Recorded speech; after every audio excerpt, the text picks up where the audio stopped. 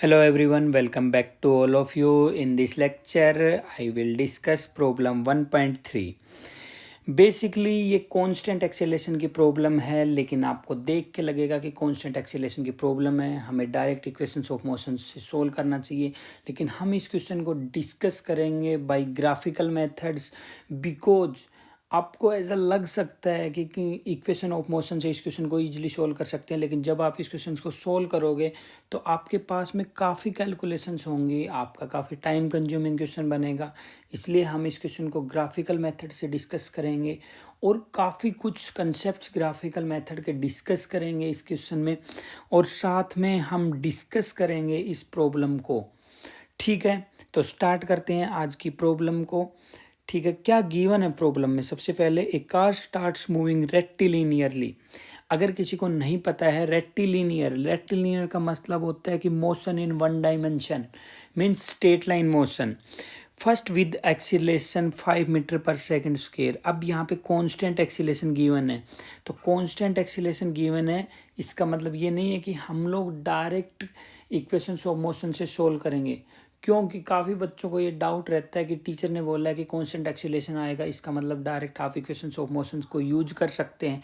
तो ऐसा नहीं है कि हर क्वेश्चन इक्वेशन ऑफ मोशन से आसान हो। तो इसीलिए आपको मैं बताऊंगा कि कैसे आपको क्वेश्चंस को देख के पता करना है कि इस क्वेश्चन को इक्वेशन ऑफ मोशन से सोल्व करेंगे या इस क्वेश्चन को आप ग्राफिकल मेथड से सोल्व करेंगे। तो स्टार्ट करते हैं इस क्वेश्चन को। क्या गिवन है क्वेश्चन में? कांस्टेंट एक्सीलरेशन है, इनिशियल वेलोसिटी इक्वल्स टू 0। ठीक है, इनिशियल वेलोसिटी 0 दिया हुआ है, उसके बाद में then uniformly and finally decelerating at the same rate ए।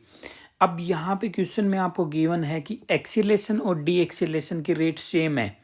ठीक है, और कुछ टाइम बाद फिर रेस्ट पे आ जाता है, और यहाँ पे टोटल टाइम ऑफ मोशन आपको अगेन गिवन है 25 seconds, and the average velocity during that time equals to 72 kilometre per our.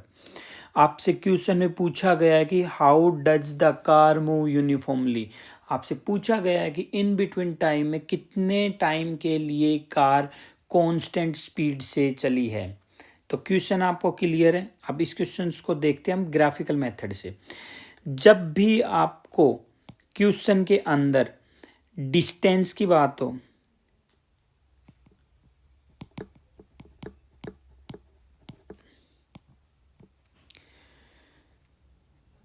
Constant acceleration की बात हो,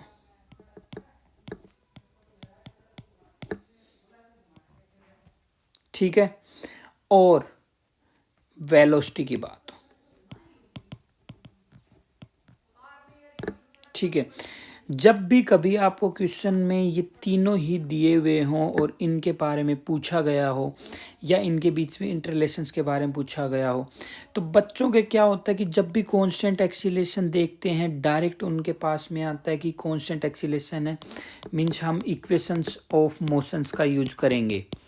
लेकिन कुछ क्वेश्चंस ऐसे होते हैं जहाँ पे आप इक्वेशंस ऑफ मोशंस का यूज करोगे, क्वेश्चन सोल्व हो जाएगा, टाइम लगेगा। हमें कंपटीशन एग्जाम्स देने हैं, तो कंपटीशन एग्जाम्स में हमें टाइम को भी साथ में मैनेज करना होता है।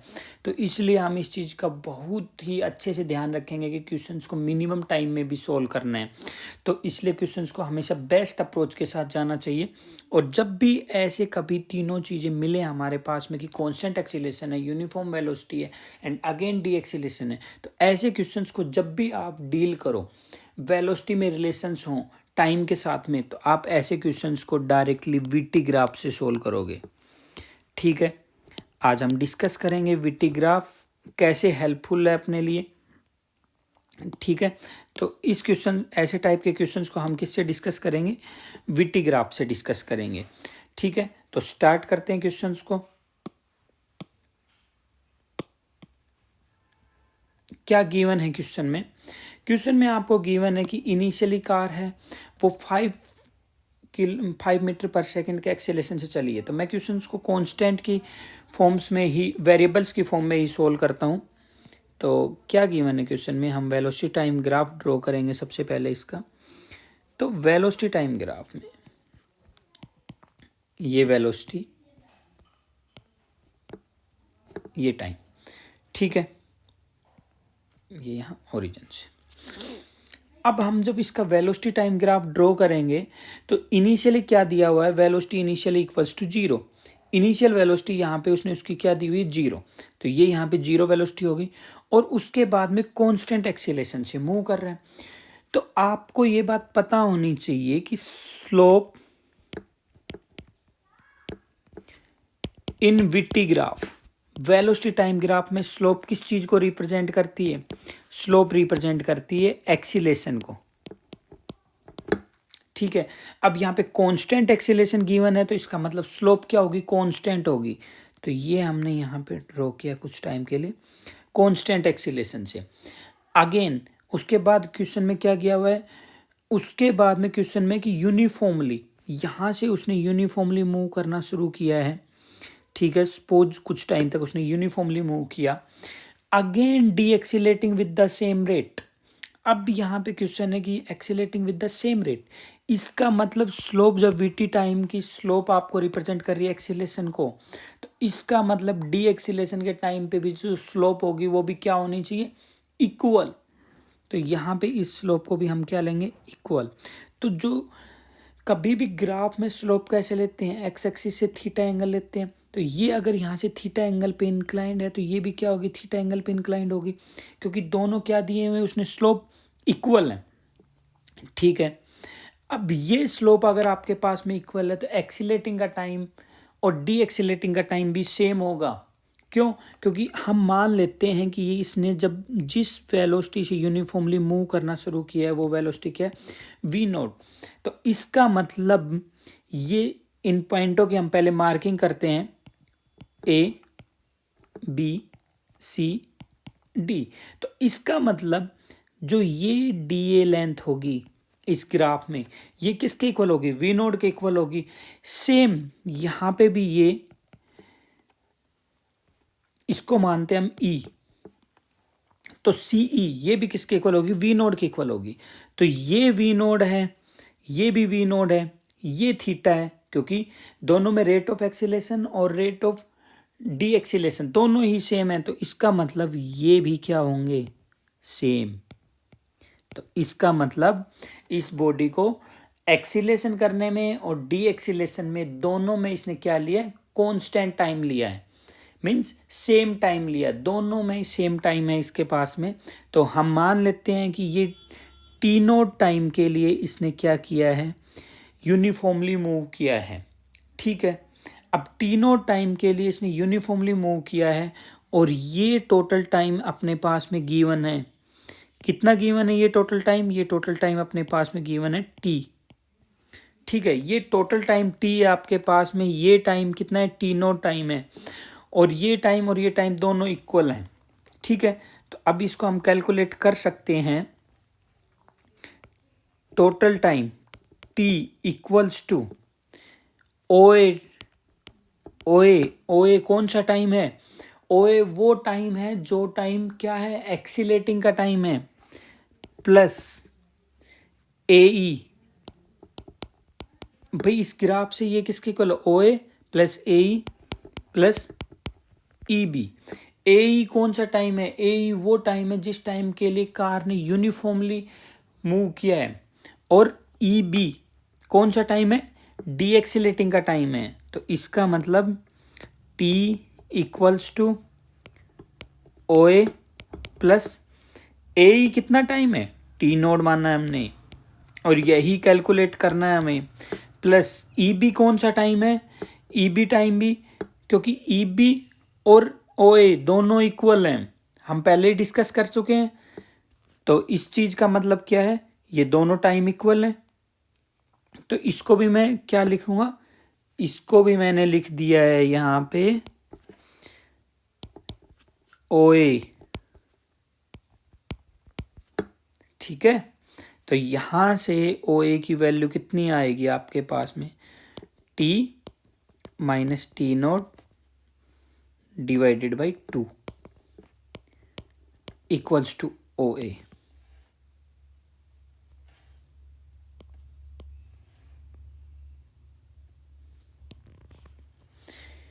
ये ओ ए टाइम की वैल्यू आई है आपके पास में, और ओ ए टाइम की वैल्यू और ई बी टाइम की वैल्यू क्या है आपके पास में, सेम है। ठीक ठीक है, अब आपके पास में ये टाइम की वैल्यू आ गई है। ठीक, अब क्वेश्चन में देखते हैं आगे क्या है। इस ग्राफ को हम फिर से ड्रॉ करते हैं यहाँ पे।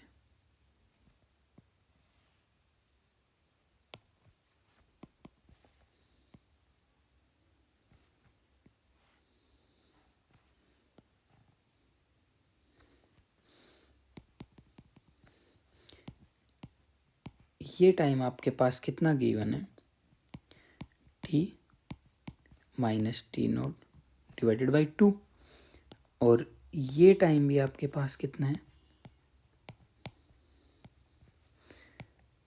t minus T nought divided by 2, और ये टाइम कितना है यहाँ से यहाँ तक,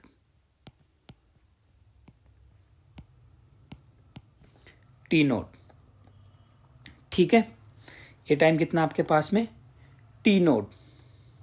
ठीक, अब क्वेश्चन में आता है ये मैक्सिमम वेलोसिटी हमने मानना है कितनी थी, वी नोट, जिस वेलोसिटी से कांस्टेंट उसने मूव किया है।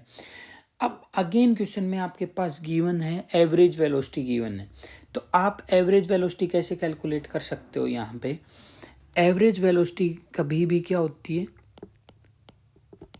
Equals two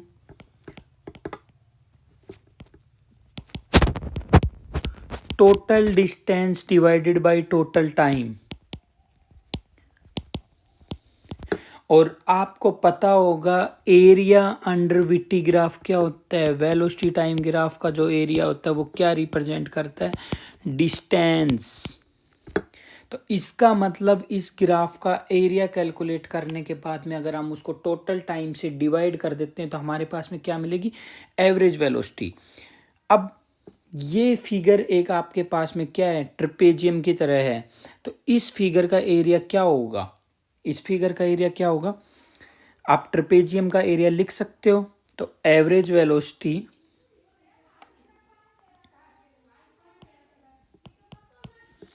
equals to, trapezium का एरिया क्या होगा, 1/2 इंटू में ये जो डिस्टेंस, सॉरी ये जो हाइट होगी इस ट्रेपेजियम की, ये किसके इक्वल है, मैक्सिमम वेलोसिटी के इक्वल, और मैक्सिमम वेलोसिटी का हमने क्या माना है, वी नोट। ठीक है, इनटू में सम ऑफ पैरेलल साइड्स, तो इस ये साइड किसके इक्वल है, पैरेलल साइड, ये साइड है टी नोड के इक्वल है, तो टी नोड प्लस, और ये कंप्लीट टाइम अपना टोटल टाइम किसके इक्वल है, जो कि क्वेश्चन में आपके पास में गिवन है, T time, T note plus T. ठीक, और डिवाइड बाय में टोटल टाइम टी। ठीक है, अब इसको सिंप्लीफाई करेंगे तो वी नोड मैक्सिमम वेलोसिटी कितनी होगी भाई, इनिशियली पार्टिकल ने जीरो वेलोसिटी से चलना शुरू किया था, तो यहाँ पे आप इक्वेशन ऑफ मोशन का यूज करोगे, क्या होगी, v equals to u plus a t, यहाँ पे u जीरो है और v मैक्सिमम कितनी है, v node, u zero plus rate of acceleration की वैल्यू कितनी गिवन है क्वेश्चन में, a मान लेते हैं a, और कितने टाइम के लिए, ये टाइम है, कितने टाइम के लिए उसने एक्सीलरेशन किया है, t minus t node divided by 2, इसी टाइम के लिए एक्सीलरेशन किया है उसने, तो यहाँ से वी नोड की वैल्यू अपने पास में आएगी equals to a/2 t minus में टी नोड। यहाँ से अपने पास में वी नोड की वैल्यू है, तो इस वी नोड की वैल्यू हम इसमें पुट करेंगे एवरेज वेलोसिटी में, तो एवरेज वेलोसिटी कितनी आएगी यहाँ से अपने पास में,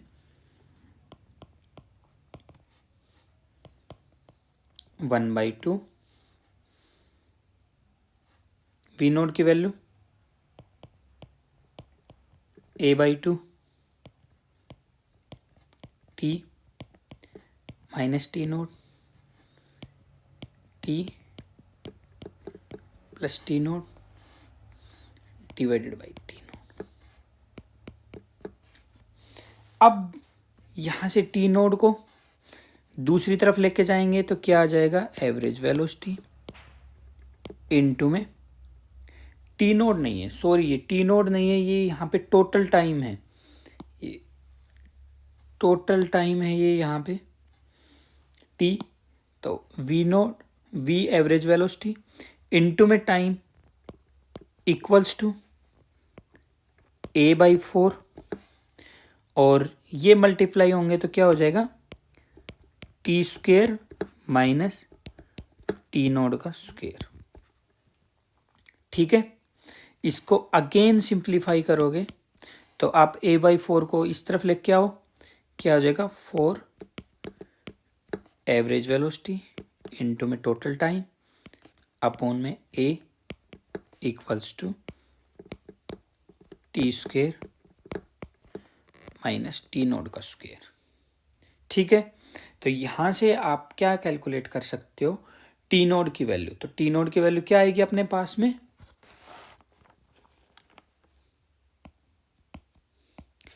टी नोड का square equals to T square minus 4 of average velocity into में टोटल टाइम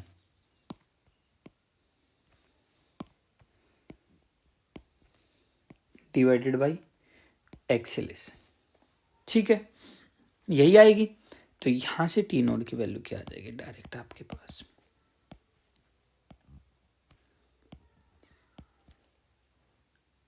टोटल टाइम का whole square minus 4 average velocity into में टाइम डिवाइडेड बाय एक्सीलरेशन।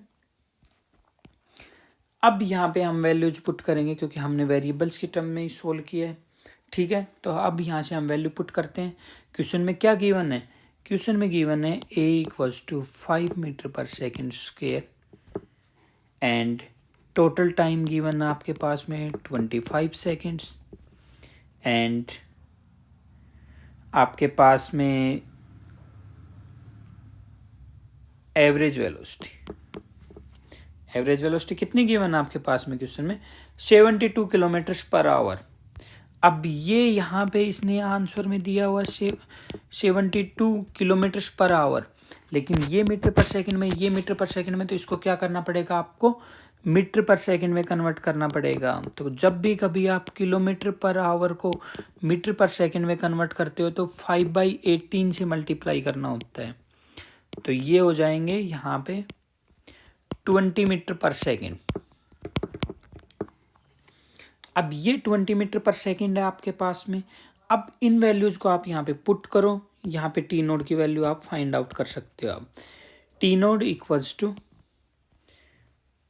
25 का स्क्वायर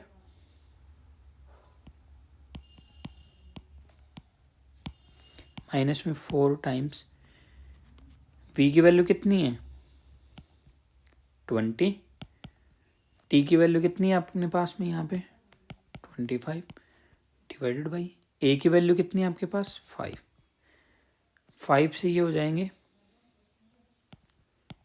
4 पे कैंसिल आउट हो गए। तो यहाँ से टी नोड की वैल्यू आपके पास में आएगी 25 का स्क्वायर कितना होता है 625 माइनस 4 इंटू 25 100 और 100 इंटू 4 400। ठीक है, और ये यहाँ से आ जाएगा आपके पास में 225 और 225 का स्क्वायर रूट कितना होता है 15। तो 15 सेकेंड्स के लिए उस कार ने क्या किया है यूनिफॉर्मली मूव किया है। तो आप इस क्वेश्चन को डायरेक्ट वेरिएबल्स के फॉर्म में बाय ग्राफिकली मेथड सोल्व कर सकते हैं। तो इस क्वेश्चन में हमने क्या क्या कंसेप्ट देखे, वेलोसिटी टाइम ग्राफ का जो एरिया रिप्रेजेंट किसको करता है टोटल डिस्टेंस ट्रेवल्ड, और जो स्लोप होती है वेलोसिटी टाइम ग्राफ में स्लोप किसको रिप्रेजेंट करती है, स्लोप रिप्रेजेंट करती है एक्सीलरेशन की। तो हमने क्वेश्चन में देखा है कि अगर कोई बॉडी कांस्टेंट एक्सीलरेशन से किसी यूनिफॉर्म वेलोसिटी तक पहुंचती है और अगेन उस यूनिफॉर्म वेलोसिटी से अगर कॉन्स्टेंटली डी एक्सीलरेट होती है, तो एक्सीलरेशन का रेट और डी एक्सीलरेशन का रेट अगर इक्वल है तो उस केस में उस बॉडी ने इक्वल टाइम एक्सीलेशन के लिए लिया होगा और उतना ही टाइम उसने डी एक्सीलेशन के लिए लिया होगा। तो ये दोनों टाइम्स हमेशा इक्वल होंगे, और ये दोनों टाइम्स अगर इक्वल हैं तो इसका मतलब उसने एक्सीलेशन के टाइम पे और डी एक्सीलेशन के टाइम पे सेम डिस्टेंस ट्रेवल की गई है। तो आप इन दोनों को कभी भी यूज भी कर सकते हो, ठीक है। ऐसे ही हम डिफरेंट डिफरेंट क्वेश्चंस को डिस्कस करेंगे, कैसे उनको सिंपल बना सकते हैं, ठीक है। तो अगर आपको कोई डाउट है इस क्वेश्चन में तो आप कमेंट सेक्शन में पूछिए। अगर आप ये चाहते हो कि हम पहले किसी और टॉपिक्स के क्वेश्चंस को डिस्कस करें तो आप कमेंट सेक्शन में बता सकते हैं, ठीक है। तो इसी टाइप के और क्वेश्चंस के वीडियोज़ के लिए आप हमें सब्सक्राइब कर सकते हैं।